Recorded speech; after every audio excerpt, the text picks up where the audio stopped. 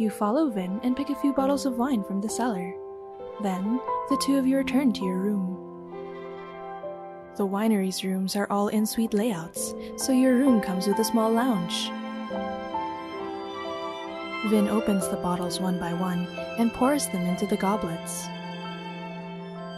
These wines are made from greenhouse grapes. I think they taste quite good. Go ahead and pick one you like. Okay. You look at the labels on the bottles. The wines were all made in different years. When did Vin drink these? Does he come here often? What does he think when he's drinking wine here? You wish you hadn't asked about the wine. All kinds of thoughts rush into your head. You start to feel increasingly upset. I started visiting Ferro Winery when I was too young to even remember. Before I left Svart, I would come here every year. This is where I met Raphael. Dr. Richter? Vin looks at you and smiles quietly. I had an inkling you would ask. You cannot taste wine when your mind is elsewhere. Feel free to ask if you have any questions. You have no doubt about Vin's intentions, but you don't know what to ask or how. The surface of a frozen lake is calm, and fishes that are used to the cold can still live easily below the thin ice. But if you step on it recklessly, then you can easily cause irreparable damage. Seeing that you are silent, Vin swirls his glass. Let's play a little game, shall we? Game? Vin taps the tip of his finger against the edge of the goblet. The glass makes a crisp sound. One drink, one question.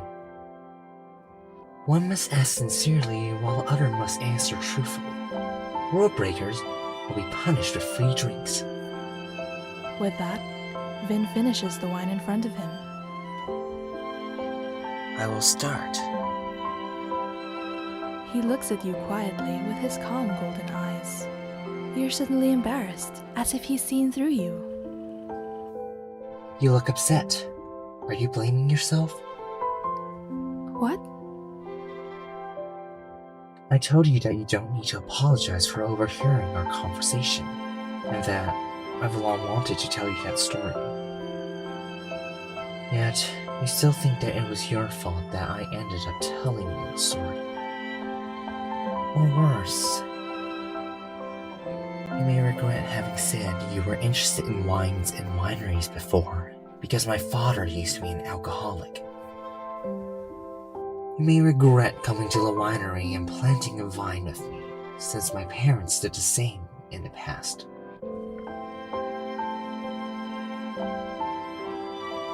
It seems that my speculations were correct. Vin plays with the empty glass in his hand and smiles. My father drank a lot, so logically speaking, I should either be an alcoholic or I should avoid it completely. However, I'm very good at wine tasting. Why do you think that is? Because it is people who make mistakes, not the wine. It is not the knife that is guilty of murder. You're right. As a psychologist, I would not blame it on the wine. Wine is just a medium, a common object in social activities. Although I am not interested in social networking, it is necessary to master it. My father warned me when he first saw me drinking. Once he knew I always drink responsibly when it came to wine tasting, he began to collect all kinds of famous wines from me. He sent me the wines I received in Stellas a few days ago. In a sense, he really does love me as his son. Vin fills the empty glass in front of him. The wine swirls gently in the glass, as red as blood. Although I do have some unpleasant memories about wine, Wine tasting is something I chose. And the same goes for everything else. Any decision I make is simply because I wish to do it. Therefore, I hope you won't blame yourself. Don't regret trying to know me or traveling with me. Nor should you think it was a mistake to plant that grapevine with me. Because for me, these are important things that I really want to do with you. I didn't regret it. I'm worried that I'd upset you because of my carelessness. You don't want him to dislike you. Actually, I also have my worries. Vin sighs and finishes another glass of wine. I'm afraid that you would dislike me.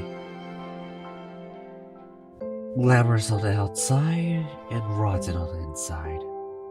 This is the best description for my family. Dr. Richter. But I won't be a coward just because of that. I'm different from them. Even if we share the same lineage, I am absolutely different from the others. Planting the vine with you was a decision I made after much thought. I don't need to avoid the things that my parents did. He explains everything to you clearly. Then, he releases a faint sigh. But when I found out you overheard our conversation in the greenhouse, I panicked for a moment. What if you wish to avoid it? What if you think that this whole thing is a mistake? No, that story might be a little sad, but Ferro's story is a happy one, isn't it? So I don't think that there's anything I should avoid. I also think that you're very different. Hearing your reply, Vin breaks into a smile again. He leans towards you and caresses your face. I feel reassured now. Do you trust me then? That I will make sure our story gets the ending we desire? I do. The candles are flickering, reflecting a dash of fantasy in Vin's eyes. What about you? Is there anything you wish to ask me? No. Really? Are you not curious as to why I told you that story? His breathing sounds irregular. The smell of wine brushes past the tip of your nose. There's an enchanting lilt in his voice, and you can't help but ask. Why? I learned about a custom during the years I lived in Stellis. When a relationship reaches a certain point, you need to explain your family background, just in case her relatives ask. So, of course I have to be prepared. Vin reaches out a hand and lightly brushes the hair beside your ear, his slender fingers slowly tracing over your face.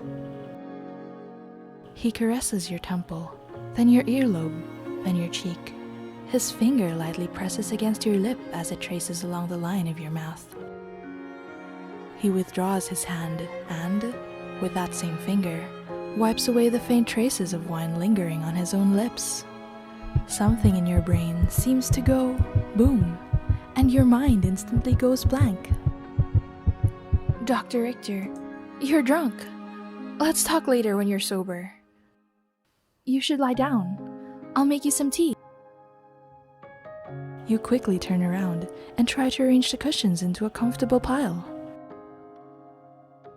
Vin chuckles quietly. He does as he's told and lies down. His eyes shine bright with happiness. Okay, I'll do as you say. When you return a few minutes later, Vin seems to have fallen asleep. Perhaps it is because the room is quite warm, and Vin has drank quite a lot, but he has taken off his jacket and unbuttoned his collar. His sleeping position is so casual that his shirt has become a little ruffled. His bare skin looks soft and lovely beneath the gentle lamplight. It takes you a while to regain your composure.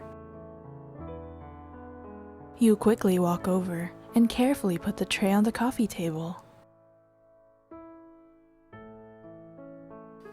His face is so red. He must be tipsy. Dr. Richter enjoys wine tasting, but that may not mean he can drink a lot. You can't help reaching out to touch Vin's face lightly. The skin of his face is so soft, tender, and warm. The candle flame flickers and casts a honey-hued halo onto Vin's slim and elegant neckline. Your eyes follow it downward. The half-visible collarbone becomes charmingly seductive. What am I doing?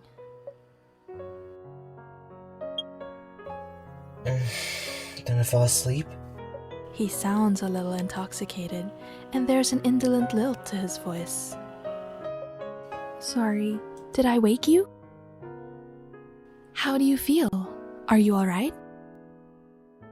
Vin slowly rubs his forehead, frowning. I have a slight headache. May I have a cup of tea?